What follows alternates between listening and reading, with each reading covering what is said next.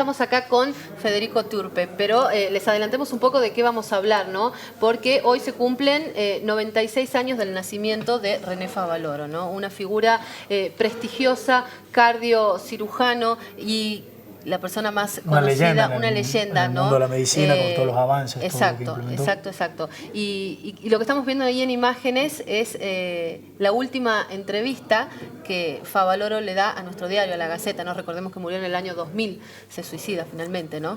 ¿Cómo está, Fede? Hola, buen día, ¿cómo están? Queremos conversar un poco y, bueno, hablar de lo que fue, ¿no? La figura de René Favaloro. Vos tuviste la posibilidad de entrevistarlo. Leímos esta entrevista y lo que fue la preparación también que significó para vos encontrarte con él.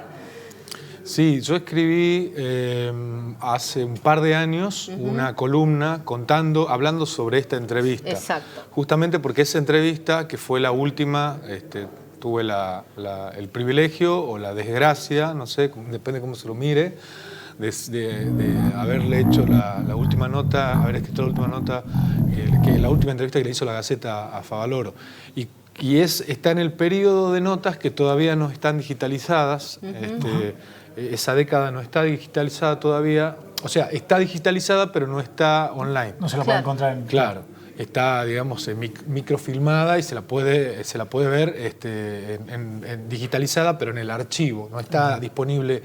Y como hubo toda una controversia a propósito de, me acuerdo, se había despenalizado el aborto en Uruguay y empezó a discutirse en la Argentina ese tema. Yo cité en las redes sociales algunas frases de Favaloro y se armó un despiole bárbaro porque, bueno, de un lado y del otro, ¿no? A favor y en contra de la despenalización, cuestionaban la velocidad de esos dichos de Favaloro, de esa posición de Favaloro. Y bueno, entonces decidí escribir, me fui al archivo, recuperé fue una página entera, se publicó un domingo.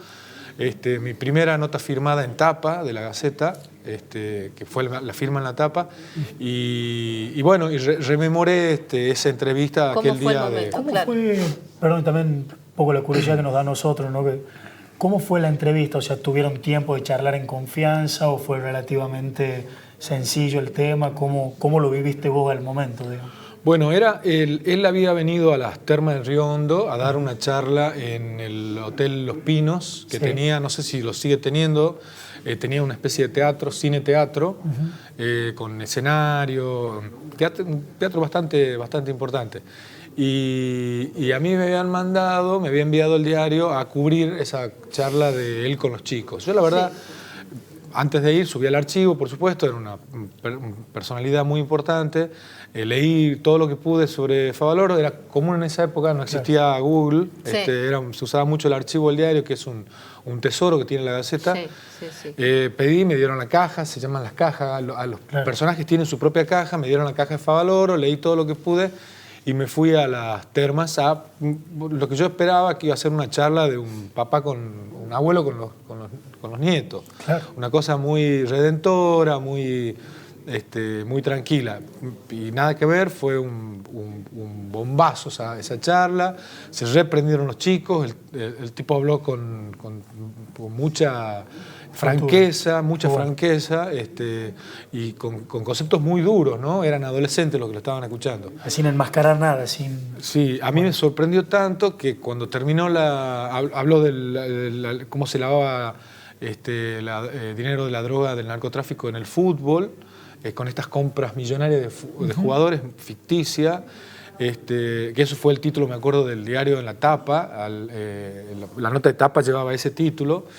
Y bueno, y adentro distintas notas porque había tocado varios temas. Claro. Tan fuerte que yo, cuando terminó la charla, me le acerqué y le pregunté si podía conversar con él un ratito. Yo calculaba una cosa así, medio de parado, 5 minutos. Claro. Y me acuerdo que eso lo conté en la nota que escribí hace poco, que él me dijo, mirá muchacho, él te trataba así siempre medio... Trataba a la gente como muy paternalista, ¿no? Muchachos. Claro. Sí. Mirá, muchachos, dice, yo lo único que quiero hacer ahora es ir a tomar un whisky, así que si querés acompañarme, encantado. Mira. Y vos ahí claramente sí. Y por supuesto, Claro. hoy a la Claro. distancia te debo tomar un whisky. Yo tomé un whisky con Favaloro. Claro. Y sí, porque la charla había durado como 3 horas casi, y se ve que estaba cansado, estaba medio... Seguro. Necesitaba... Así que bueno, ahí me fui a tu pregunta inicial, que me fui por las ramas, ahí me fui con él al bar del Hotel Los Pinos y estuvimos más de 1 hora conversando. Un escenario ideal para una entrevista así. Espectacular, sí, los dos solos tomamos... 3 horas es un montón, ¿no? La charla de él a los chicos, ¿no? Sí. Y después tuvo 1 hora más con... Ah, un 1 poco hora más más de con 1 vos. hora más conmigo, 1 hora y media más o Claro, menos. bien abierto a la charla y a la Así conversación. que sí, tuve la gran posibilidad de haberlo escuchado más de 4 horas, 4 horas y media en total, a una persona realmente imponente, ¿no? Tenía una personalidad imponente, no sé cómo explicarlo, una persona que cuando hablaba, además que tenía una voz fuerte y grave, se imponía, digamos, como sonido, también cuando hablaba es como que invitaba a todo el mundo a hacer silencio. Cuando ves a la distancia, bueno, y hoy que se celebran estos 96 años, que tiene un homenaje que hizo, por ejemplo, Google en estos doodles que hace por lo general, y ves en general los reconocimientos que hoy se le dan, hoy, después de muerto, a Favaloro, ¿qué es lo que pensás con respecto a esto y al valor que se le da como lo que fue, ¿no?, en su momento en vida? Yo, bueno, en lo personal, creo que no me había caído la ficha en ese momento, de ese momento histórico, ¿no?, que me tocó De la vivir. personalidad, La claro. última vez que vino no a Tucumán, pero cerca. Las Termas Claro. es casi, es Sí, nuestra. sí, sí. Estamos muy ahí, somos vecinos. No me había caído la ficha y de la magnitud de haber podido tomar unos whisky con Favaloro, de lo que significaba eso, digamos.